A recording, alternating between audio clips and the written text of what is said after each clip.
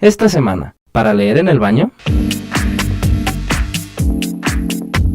El abuelo que saltó por la ventana y se largó es una novela de Jonas Jonasson, escritor y periodista sueco nacido en 1961. Hijo de un conductor de ambulancia y de una enfermera, estudió sueco y español en la Universidad de Gotemburgo, tras lo cual comenzó a trabajar como periodista y fundó su propia compañía de medios de comunicación.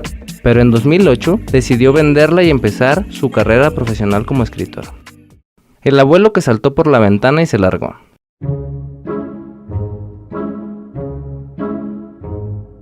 Es verdad que habría podido decidirse antes y de paso haber tenido la deferencia de comunicar su decisión a los interesados. Pero Alan Carlson nunca había dedicado tiempo a pensar las cosas antes de hacerlas.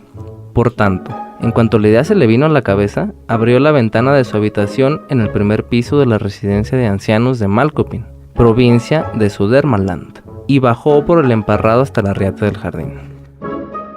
La maniobra le resultó complicada, algo comprensible dado que ese mismo día Alan cumplía 100 años. En menos de una hora se celebraría su fiesta de cumpleaños en el salón de la residencia. El mismísimo alcalde haría acto de presencia y la prensa local y el resto de los ancianos y el personal al completo, con la furibunda enfermera Alice a la cabeza, por supuesto.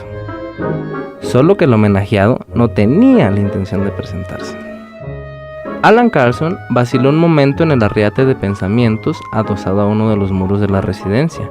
Vestía chaqueta marrón, pantalones marrones y zapatillas marrones. No iba a la última moda, desde luego, pero aún así, aquel atuendo resultaba un poco raro para su edad.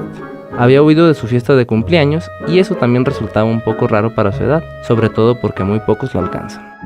Sopesó si tomarse la molestia de volver a trepar hasta la ventana para coger el sombrero y los zapatos, pero cuando comprobó que llevaba la cartera en el bolsillo de la chaqueta, decidió ahorrárselo.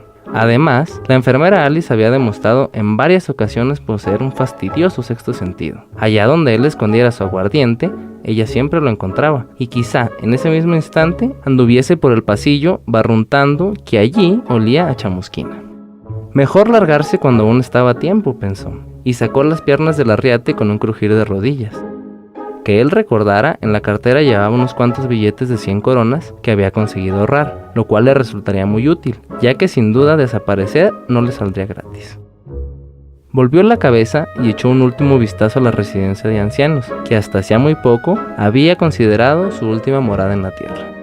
Y se dijo que eso de morir bien podía hacerlo en otro momento y otro lugar.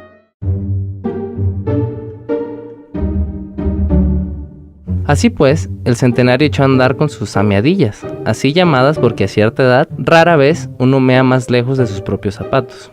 Primero cruzó un parque y luego rodeó un descampado donde de vez en cuando se instalaba algún mercadillo. Por lo demás, aquella ciudad era bastante tranquila.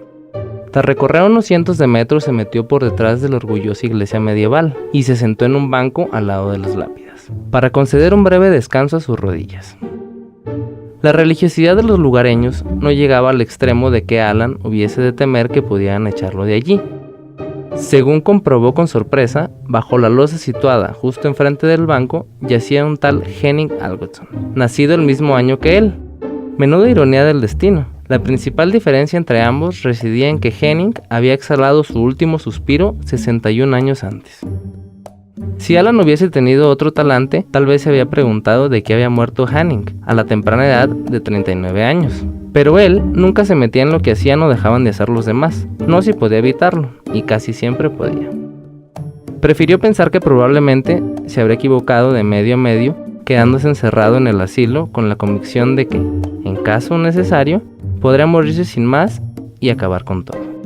Y es que, por muchas vejaciones que pudiera sufrir uno, resultaba más interesante e instructivo escapar de la espantosa enfermera Alice que yacer inmóvil 2 metros bajo tierra.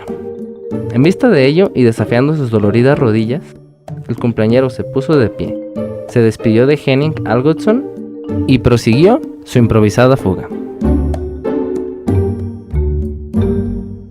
¿Para leer en el baño? ¿Para leer en el baño? ¿Para leer en el baño? ¿Para leer en el baño? ¿Para leer en el baño? El abuelo que saltó por la ventana y se largó.